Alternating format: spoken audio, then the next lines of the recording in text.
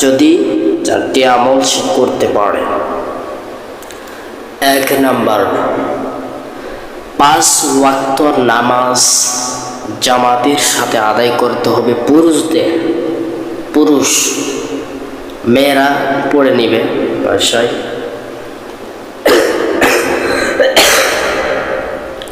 আমরা 5 ওয়াক্ত নামাজ ছাড়ব না। যেখানে সময় পাবেন সেখানেই পড়ে নেবেন, যেখানে সময় পাবেন সেখানেই পড়ে নেবেন 5 ওয়াক্ত নামাজ ইনশাআল্লাহ। 5 ওয়াক্ত নামাজ ছাড়বেন না ইনশাআল্লাহ। কথা বুঝতে পারছেন? আল্লাহ বলতেছেন ইন্না সলাতা তানহা আনিল ফাহশাই ওয়াল মুনকার। নিশ্চয় নামাজ আপনাকে অশ্লীল, ফাহিশা, বেহায়াপনা এগুলো কাজ থেকে দূরে রাখবে। নামাজ আপনাকে ফাহিশা কাজ থেকে দূরে রাখবে যদি সে নামাজ পড়ে। যদি কোনো আল্লাহর বান্দা 5 ওয়াক্ত নামাজ পড়ে, আল্লাহর বান্দা বান্দি, কথা বুঝতে পারছেন? যদি কোনো আল্লাহর বান্দা বান্দি 5 ওয়াক্ত নামাজ পড়ে, সে কখনো ফাহিশা কাজে লিপ্ত হবে না। কথা বুঝতে পারছেন? আর নিশ্চয় নামাজ আপনাকে ফাহিশা কাজ থেকে দূরে রাখবে। চুরি করা, অন্যায় করা, গীবত করা, আরও নানান যেগুলো ফাহিশা কাজ রয়েছে সেগুলো কাজ থেকে আপনাকে বিরত রাখবে এই নামাজ। বলা হচ্ছে ফাহিশা কাজ, ফাহিশা কাজ আপনাকে, ফাহিশা কাজ, নামাজ আপনাকে ফাহিশা কাজ থেকে দূরে রাখবে। তাহলে আমরা 4টি আমলের মধ্যে 1 নাম্বার যে আমল পেলাম, ওই আমলটা হচ্ছে 5 ওয়াক্ত নামাজ। 5 ওয়াক্ত নামাজ যদি কোনো আল্লাহর বান্দা বান্দি পড়ে, ওই আল্লাহর বান্দা বান্দি এইরকম ফাহিশা কাজে লিপ্ত হবে না ইনশাআল্লাহ। আমি বলতেছি যুবক, তুমি শোনো, তুমি আজকে নামাজ পড়তেছ, জেনা করতেছ, আজকে নামাজ পড়তেছ, চুরি করতেছ, আজকে নামাজ পড়তেছ, গায়ের মাহরাম কোনো নারী এদের পিছনে ছোটাছুটি করতেছ। আমি বলে দিলাম, আমি আব্দুল্লাহ অনেক মিয়াজি বলে দিলাম, তুমি একদিন না একদিন, তুমি নিশ্চয় তুমি একদিন না একদিন এগুলো ফাহিশা কাজ ছেড়ে দিবা ইনশাআল্লাহ, যদি 5 ওয়াক্ত নামাজ পড়তে পারো। কারণ আল্লাহ বলতেছেন ইন্না সলাতা তানহা আনিল ফাহশাই ওয়াল মুনকার। নিশ্চয় নামাজ আপনাকে ফাহিশা কাজ থেকে দূরে রাখবে। হ্যাঁ, আপনি জেনা করেছেন তাও নামাজে আসেন, আপনি চুরি করেছেন তাও নামাজে আসেন, আপনি গীবত করতেছেন তাও নামাজে আসেন। নামাজ ছাড়া কিন্তু তোমার পরিচয় নাই মুসলমান। কথা বুঝতে পারছেন? তাহলে আমরা 4টা আমলের মধ্যে আমরা 1 নাম্বার 1 আমল পেলাম 5 ওয়াক্ত নামাজ। আমরা পেলাম 5 ওয়াক্ত নামাজ পড়তে হবে নারী পুরুষ উভয়কে। নারী পুরুষ উভয়কে 5 ওয়াক্ত নামাজ পড়তে হবে। পারবো তো ইনশাআল্লাহ? ইনশাআল্লাহ।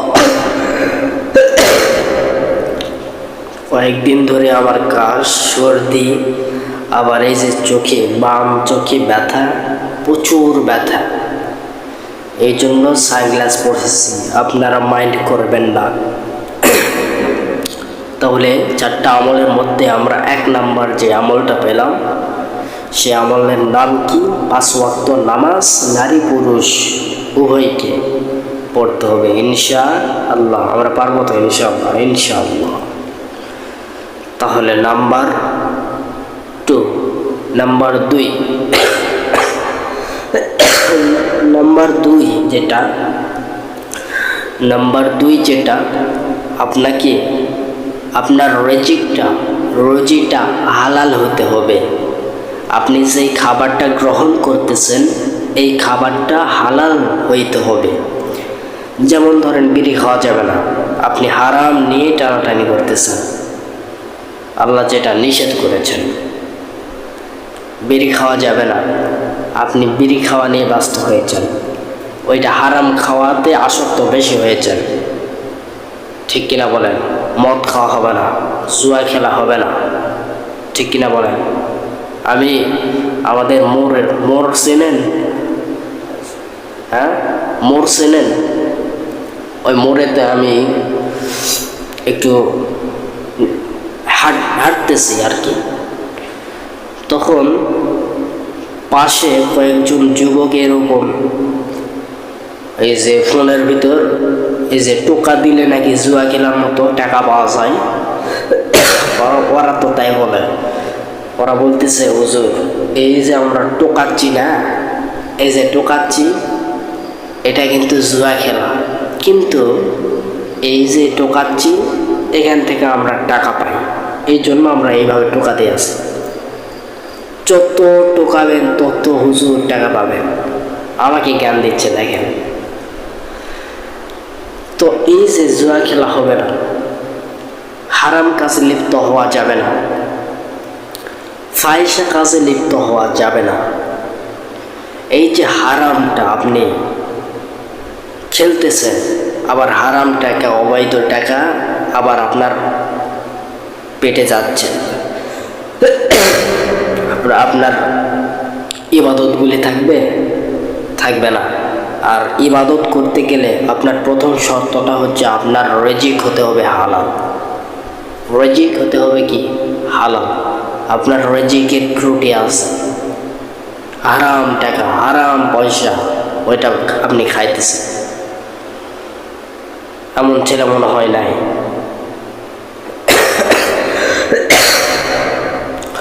তো হারাম টাকা এটা খাইতেছেন, হারাম ভক্ষণকারী শরীর বেহেশতে প্রবেশ করবে না। আমরা অধিকাংশই ওলামায়ে কেরাম যারা রয়েছেন তারা বুঝবেন, হারাম খাইলে এরা কিন্তু জান্নাতে প্রবেশ করবে না। তো আমরা 4টি আমলের মধ্যে আমরা প্রথম যে আমলটা পেলাম সে আমলটা হলো নামাজ। 5 ওয়াক্ত নামাজ পড়তে হবে, নারী পুরুষ উভয়কে। নাম্বার 2 নাম্বার যে আমল, রুজিটা, আপনার রিজিকটা হতে হবে হালাল। আপনার রিজিকটা হতে হবে কি? হালাল।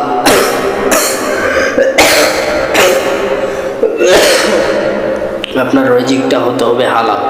আপনি হালাল রিজিক না খায়া আপনি চলাফেরা করতেছেন, দুনিয়াতে হারাম রিজিক খায়া এরকম দাপট দেখাইতেছেন, কিন্তু এই হারাম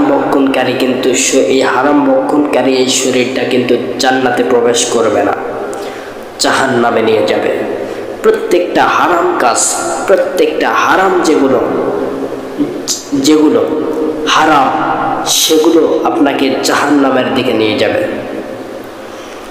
কারণ হাদিসে এসেছে হারাম ভক্ষণকারী শরীর বেহেশতে প্রবেশ করবে না।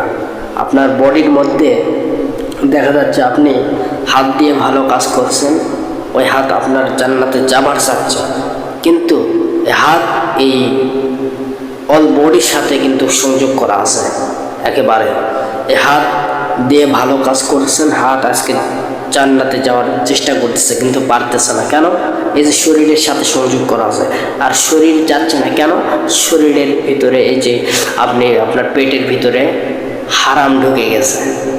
হারাম খাইছেন, সুদ খাইছেন, ঘুষ খাইছেন, এগুলো খেয়ে খেয়ে খেয়ে খেয়ে আপনার পেটকে এমন করছেন যে এই পেট জান্নাতে আর যেতে পারতেছে না, এই পেট জাহান্নামে চলে যাবে। কথা বুঝতে পারছেন? এই জন্য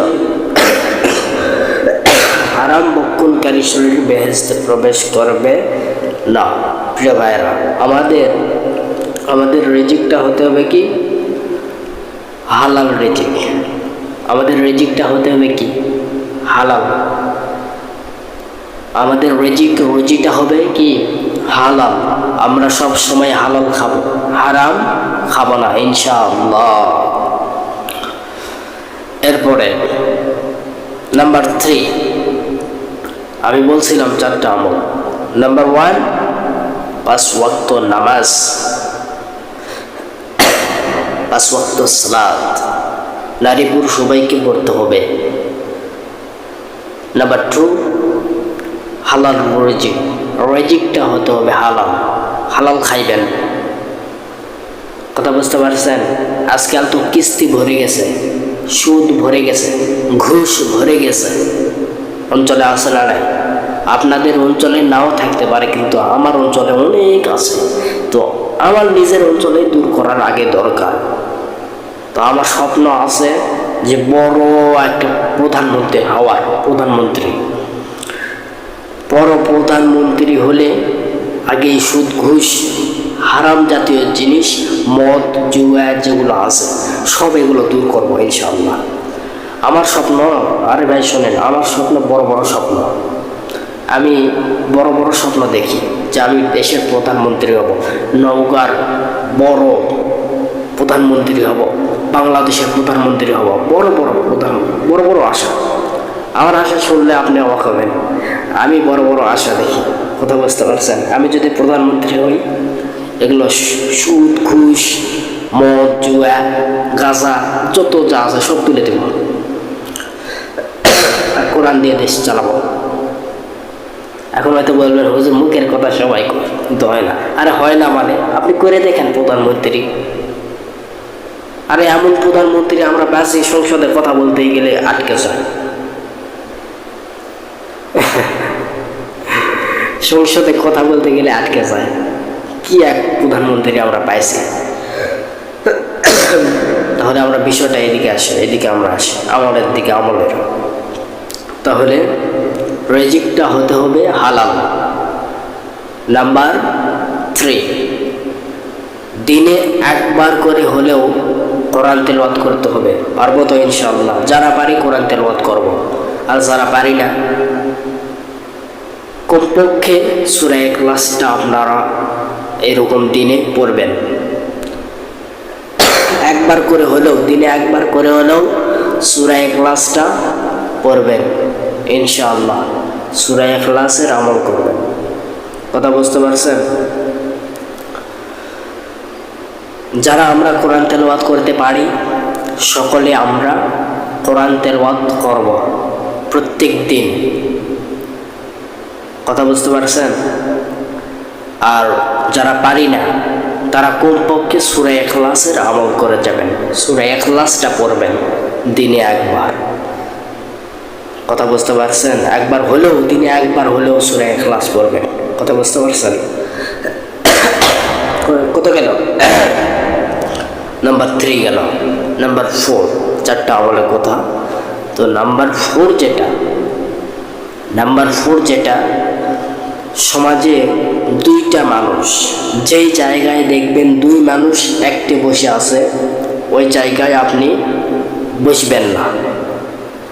2 জায়গায় একসাথে কোনো মানুষ বসে আছে ওই জায়গায় আপনি যেয়ে বসবেন না, কারণ ওই জায়গায় বসলে গীবত হবে। কথা বুঝতে পারছেন? 2 জন বসে আছে কি না কি গীবত করতেছে, আপনি যে যখন তাল মিলাবেন ঠিকই বলছো ভাই, এইটা যখন বলবেন তখন আপনিও গীবতের সাথে শামিল হয়ে যাবেন। সম্মানিত আমার ভাইরা, গীবত পরনিন্দা এগুলো করা যাবে না, এগুলো থেকে দূরে থাকবেন ইনশাআল্লাহ। গীবত আপনাকে জাহান্নামের দিকে নিয়ে চলে যাবে। কথা বুঝতে পারছেন? গীবত যে করে মৃত ভাইয়ের গোস্ত সে খায়। আচ্ছা, মৃত ভাইয়ের গোস্ত কেউ খাবে না।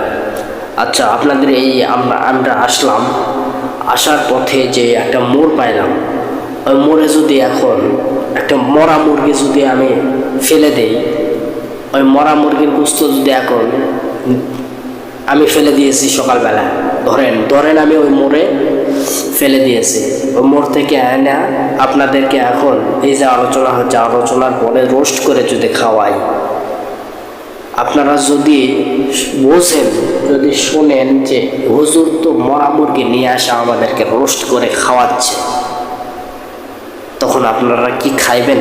আপনারা যদি শুনতে পান, খাইবেন না, খাইবেন না। তাহলে তেমনি করে আমরা কেন মানুষের গীবত করি? আমরা কেন হুজুরের গীবত করি? ওই বড় বক্তা হচ্ছে, ওই বড় বড় আলোচনা করিচ্ছে, ওই এত বড় হয়েছে, তো তোমার কেন চলে? কতক্ষণ ঠিক কিনা? তোমার কেন চলে? ওই হচ্ছে না হচ্ছে না ওর ব্যক্তিগত ব্যাপার, তোমাকে এখানে নাক গলান লাগবে কেন? সতর্ক হয়ে যান ভাই। কিছু কিছু আলেমও আছে, সেই আলেমগুলি এরকম আমাদের বিরুদ্ধে চলে যায়। ওই এত বড় ইয়ে হয়ে গেছে, ওই এত বড় একটা আলোচক হয়ে গেছে বলে ফেলে। তবে আমি পিছনে তাকাই না, আমার দৌড় সামনে, আমি পিছনে তাকাই না। পিছনে কে কি বলল? বেল নাই আমার কাছে, বেল নাই, আমি পিছনে তাকাই না। আমি আব্দুল্লাহ অনেক মিয়াজি পিছনে তাকাই না।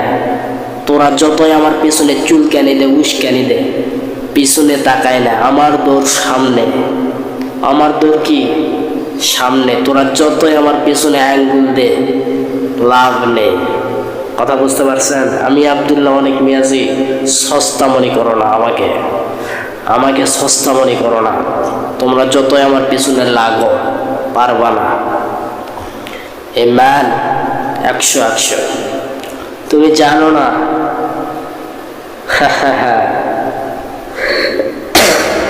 তো আমরা 4 নম্বর যে আমল, নাম্বার 4 যে আমল, গীবত থেকে দূরে থাকতে হবে। দুই মানুষ যে জায়গায় একসাথে বসে থাকবে ওই জায়গায় যাবেন না, ওই জায়গায় বসবেন না, হোটেলে বসবেন না, রেস্টুরেন্টে একসাথে বসে থেকে আড্ডা দেওয়া দরকার নেই। কারণ ওই আড্ডা দেওয়ার সাথে সাথে ওই জায়গায় গীবত হয়ে যেতে পারে। ঠিক কিনা বলেন? ভাই আসেন, হুজুর আসেন, চা খাই। কিন্তু হুজুরকে ডেকে নিয়ে যায়, হুজুরকে বলতেছে, হুজুর আমরা এমন এক হুজুর বাসি, কি আর কমো, আমাকে মসজিদ বয়ানো ঠিক মতো করা পারে না। এমন আছে না? যাই হোক, ওইদিকে যাচ্ছি না আমি। মূলত যেই কথা, যে আমল, 4টা আমল। নাম্বার 1, 5 ওয়াক্ত নামাজ নারী পুরুষ উভয়কেই পড়তে হবে। জান্নাতে যাওয়ার পথ সহজ যদি এই 4টা আমল করতে পারেন। নাম্বার 1, 5 ওয়াক্ত নামাজ। নাম্বার 2, রিজিকটা হতে হবে হালাল। নাম্বার 3, প্রত্যেক দিন কোরআন তেলাওয়াত করবেন। যারা পারি কোরআন তেলাওয়াত করবেন, যেখান থেকে হয় হোক কোরআন তেলাওয়াত করবেন। কথা বুঝতে পারছেন? আর যারা পারি না, কমপক্ষে সূরা ইখলাসের আমল করবো ইনশাআল্লাহ। নাম্বার 4, দুই মানুষ যে জায়গায় দেখবেন দুই মানুষ একসাথে বসে আছে, ওই জায়গায় গিয়ে তাল মেলাবেন না, বসবেন না, আড্ডা দিবেন না। আড্ডা থেকে দূরে থাকো। দুনিয়ার মানুষ, হোটেল থেকে দূরে থাকো, রেস্টুরেন্ট থেকে দূরে থাকো। কারণ যেই জায়গায় দুই মানুষ বসে থাকে সেই জায়গায় কিন্তু গীবত হয়। কথা বুঝতে পারছেন? একজন আরেকজনের গীবত করে। কথা বুঝতে পারছেন? 4টা আমল অবশ্যই আমরা করবো ইনশাআল্লাহ। তুমি জানো না যুবক, এই মৌলবী তুমি জানো না, আমি তোমারে বলতে চাই, তুমি যে আমার পিছনে আঙ্গুল দাও, আমি তাকাই না। আমার দৌড় 100 সামনের দিকে। তুমি আব্দুল্লাহ অনেক মিয়াজিরে চিনো না। কথা বুঝতে পারছ? তুমি যতই উস্কানি দাও, কিছুদিন আগে ওই যে আবার একটা ফেক একটা আইডি খুলছে, ঠিক আছে? আমি আব্দুল্লাহ অনেক মিয়াজি, সংক্ষিপ্ত নাম। তো ওই জায়গায় নামে প্রথমে লেখছে যে কারি। এবারে আমি কি কারি হয়েছি? ওই নামে আমাকে বলতেই থাকে। আমি একদিন বলছি, এবারে কি করিস? আমার নাম কি কারি? হ্যাঁ বেটা, ফাজলামি করার জায়গা পাস না। আমি বলে লিখছি, কি কয় আমার নামে ফেক আইডি বলে আমাকে বলে আমি নাকি কারি। আরে ভাই, কারি এখনো হয় নাই, তবে ইনশাআল্লাহ দোয়া করিস নাকি। আর যারা আমাকে ট্রল করেন, আল্লাহ তাদেরকে হেদায়েত দান করুন। যদি হেদায়েত কপালে লেখা থাকে তো হেদায়েত পাবে, আর যদি হেদায়েত কপালে না থাকে তারা ধ্বংস হয়ে যায়। আমি এটা আল্লাহর কাছে বলে দিলাম আপনাদের সামনে ইনশাআল্লাহ। তবে যুবক, সে বড় হচ্ছে, হয়ে যাক, তোমার কি ব্যথা? সে বড় হচ্ছে, হয়ে যাক, তোমার কেন ব্যথা? তোমার কেন চলে? তোমার কেন আঙ্গুল দেওয়া লাগে? কেন তুমি দিবা? শুনে রাখো যুবক, যে মানুষ অন্য মানুষকে, যেই লোক অন্য কোনো লোককে ইন্ডিকেট করে তার নামে গীবত করে, সেই ব্যক্তি মৃত ভাইয়ের গোশত খায় না। বলবেন হুজুর কিভাবে? এটা তো অদৃশ্য। হ্যাঁ, বাট কিন্তু এই যে গীবতটা যে করলো,